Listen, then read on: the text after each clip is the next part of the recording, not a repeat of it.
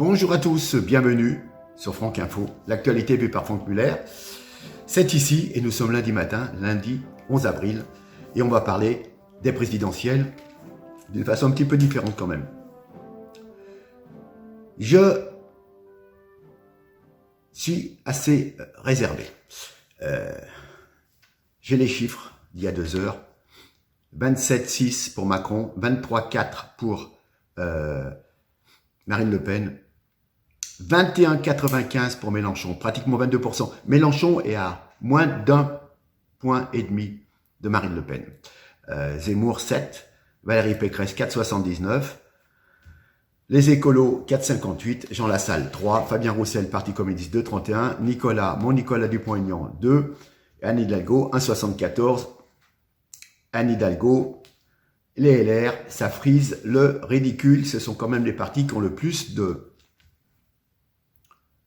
représentants locaux, maires, députés, sénateurs, etc. Bien. Alors, je me suis trouvé, le hasard, je vais vous passer une photo. Je me suis retrouvé à la une du journal. Et voilà. Oui, je suis allé voir les collègues du Rassemblement National. Et puis, du coup, vous allez voir une vidéo.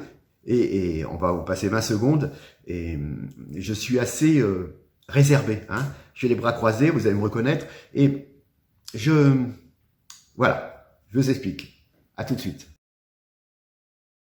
Qui deviendra le président ou la présidente de la République? Continuité, rupture ou surprise? Qui, les Français, ont-ils choisi? Qui sont les 2 finalistes? Vous étiez 48 millions de Français appelés aujourd'hui.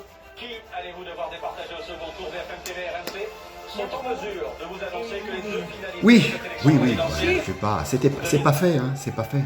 Loin de là, loin de là. J'étais abasourdi que dans les estimations, on nous donnait Macron 28%, c'est-à-dire avec tout ce qui s'est passé durant 5 ans. Tous ces gilets jaunes matraqués, éborgnés, mutilés, cette politique sanitaire pendant 2 ans qui a fait que nous en sommes venus à une vaccination obligatoire, hein, avec cette histoire d'obligation de QR code. Hein.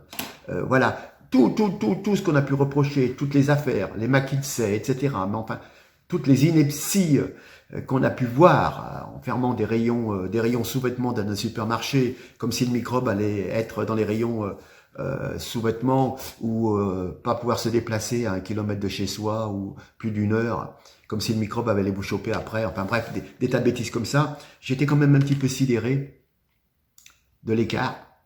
Puis après, quand j'ai vu donc Mélenchon 22, je me suis dit, aïe, oui quand même. Alors, on va y venir, et vous allez comprendre tout de suite. Et je vais vous mettre un visuel d'un tweet, parce qu'il faut parler des choses ce dont les autres ne vous parlent pas. Voilà, regardez. Dans certaines communes populaires, Jean-Luc Mélenchon réalise des scores hallucinants. Bobigny 60%, Creil 56%, Roubaix 52%, Dreux 45%, Grigny 56%. Hyper impressionnant. Il était déjà haut en 2017 et là c'est encore pire.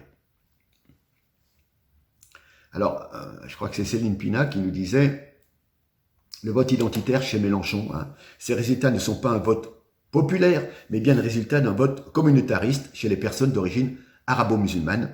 Vote issu des consignes de vote données par les islamistes et bien le réseau des mosquées.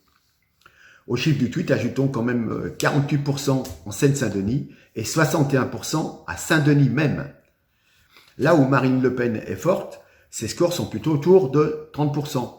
La vraie scission en France n'est peut-être pas là où elle est pointée du doigt, entre, si vous voulez, bourgeois, écolos et d'un autre côté, les ouvriers.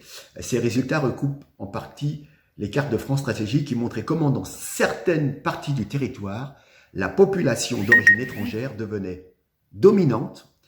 Une telle uniformité dans les votes montre que l'influence communautaire domine et impacte des choix qui devraient être plutôt individuels. Et donc c'est vraiment inquiétant car on s'aperçoit que les arabo-musulmans commencent à avoir la maîtrise des élections et dans 5 ans, il y en aura encore plus qui auront le droit de vote parce que français de papier. Alors, chose importante, tout le monde, le régime, va vous faire peur. On mobilise les journalistes, les pseudo-experts, tous les coups seront bons. Hein. Ils vous ont fait peur avec la Covid. Ils ont interdit aux médecins de prescrire. Ils ont achevé les vieux au Rivotril. Ils vous ont enfermés, infantilisés. Ils ont remplacé les savants par les consultants de McKinsey. Ils ont chassé de l'hôpital plus de 20 000 soignants pour nous promettre, soi-disant, de les réembaucher. Mais bien sûr, extrême. Ils n'ont que ce mot à la bouche. Extrême droite. Comme si 35% des Français étaient devenus fascistes. Extrême gauche, comme si 25% des Français étaient devenus polpotistes. Si l'on regarde les résultats d'outre-mer, les extrêmes font 80% des suffrages. Poutinistes, mais attendez, comme si ceux qui se méfiaient de von der Leyen, madame qui commande les vaccins, monsieur der Leyen qui lui fabrique l'ARN pour Pfizer, et le fils der Leyen qui lui donne les conseils en étant chez McKinsey, voilà, se méfier de ces gens-là, ou du Biden, le sénile, le vieux, qui ne sait plus où il en est, à Washington, être méfiant de ces gens-là, ça ne veut pas dire qu'on est en adoration devant Poutine. On regarde les faits à droite et à gauche, et comme je vous l'ai dit, un mort a autant attire autant de compassion, que ce soit un mort du Donbass depuis 8 ans, ou un mort fréquent à Kiev. C'est ça que j'ai toujours voulu combattre. Hein. Bref. De toute façon, nous sommes la pute des Américains et on fait ce qu'ils nous disent de faire. Hein. Voilà. On se fait dépouiller des avions, des chars, des sous-marins. Enfin bon, bref. Alors, quelque part, eh ben oui, c'est vrai que nous sommes à la fin des années 50. Le système était mort, il fallait renverser la table et on a fait appel à De Gaulle. Qui était d'extrême droite, soi-disant. Hein. Il fut proche à un moment de l'Action française. On disait, oui, De Gaulle va préparer un coup d'État, extrémiste. C'est tout ce qu'on trouvait à dire à l'époque de Gaulle. Hein. Voilà. Mais Macron n'a pas le monopole de la République. Il a même bafoué toutes les institutions de la République. D'accord, hein? Donc, soyons clairs, 6 Français sur 10 ont rejeté les parties du pass sanitaire et du licenciement des soignants. Et pourtant, certains veulent réélire McKinsey. Hein. Certains ont voté pour Hidalgo, qui a saboté Paris. Certains ont voté pour Pécresse, qui a tué les Républicains. Certains ont voté pour Jadot, qui a ridiculisé l'écologie. Voilà. Hein. Mais heureusement, il y a des gens qui ont voté pour Zemmour, pour Dupont-Aignan, pour Lassalle. Et peut-être qu'il y aura possibilité, certains même qui ont voté pour Mélenchon, mais qui ne peuvent pas blairer Macron. Voilà. C'est vrai que, quand on y pensait, il y a encore un an ou deux, certains redoutait un second tour avec les mêmes protagonistes qu'en 2017. Mais tout a changé. On sait ce que vaut Macron maintenant. Hein. Il a démontré qu'il était pire. Pire. On nous promettait la peste et le choléra, mais franchement, Macron, on l'a vu à l'œuvre. Et vous allez croire encore ses promesses? Il n'y a pas un seul gaulliste, un seul patriote, un seul même électeur de gauche qui puisse voter pour le complice de Big Pharma et des instances européennes à Bruxelles qui décident en notre nom, des gens non élus.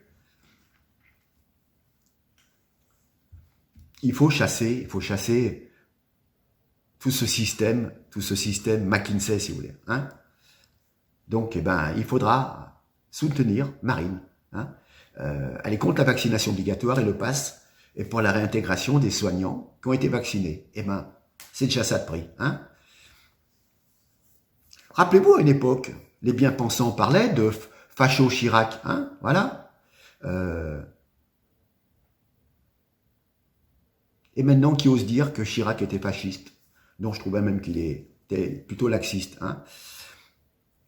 Marine incarne un changement républicain.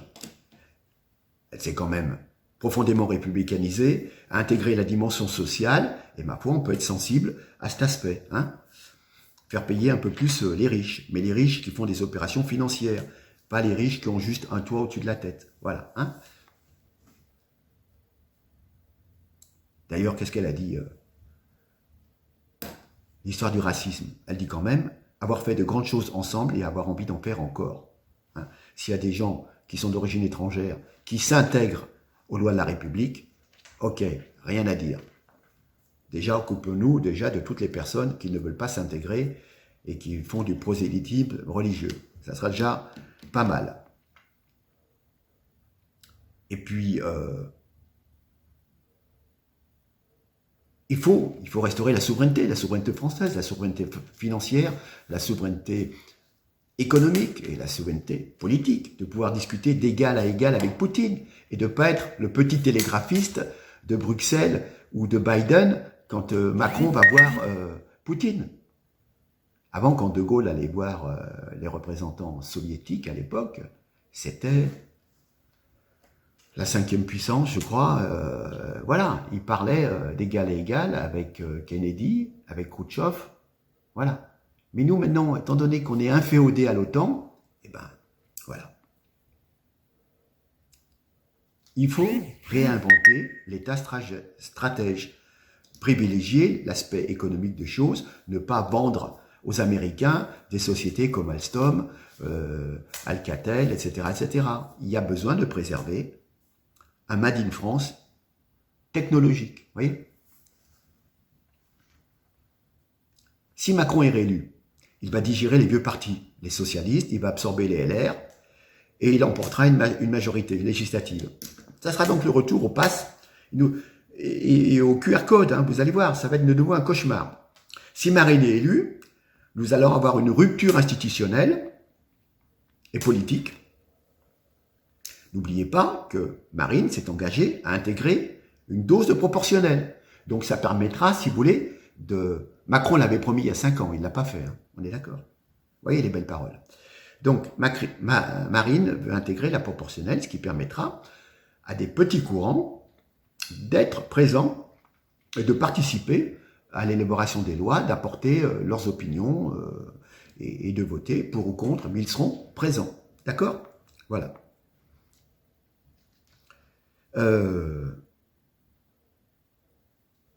Voilà, donc avec la proportionnelle, il y aura un pôle de gauche avec Mélenchon qui se réorganisera, il y aura le pôle des mondialistes, McKinsey, LREN, hein, le pôle macroniste, et puis il y aura une majorité présidentielle qui regroupera tous les patriotes, les Zemmouriens, les gens de Debout la France, et puis les gens du RN, voilà.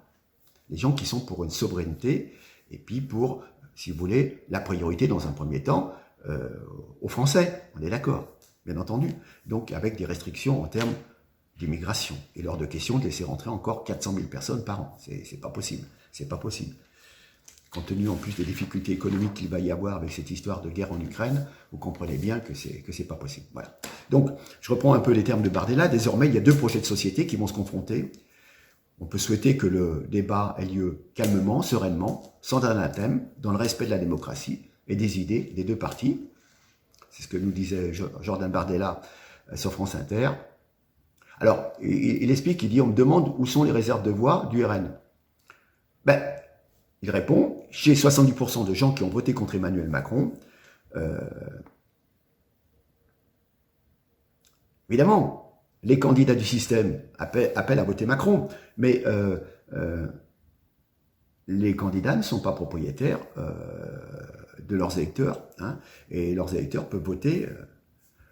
Je comprends bien qu'il y a beaucoup d'électeurs de Jean-Luc Mélenchon, par exemple, qui ne veulent pas de la retraite à 65 ans, qui ne veulent pas remettre la politique de la France entre les mains de McKinsey et d'autres cabinets privés, et qui pensent, et on peut penser que ces gens voteront, comme beaucoup de patriotes de droite comme de gauche, pour Marine Le Pen au second tour.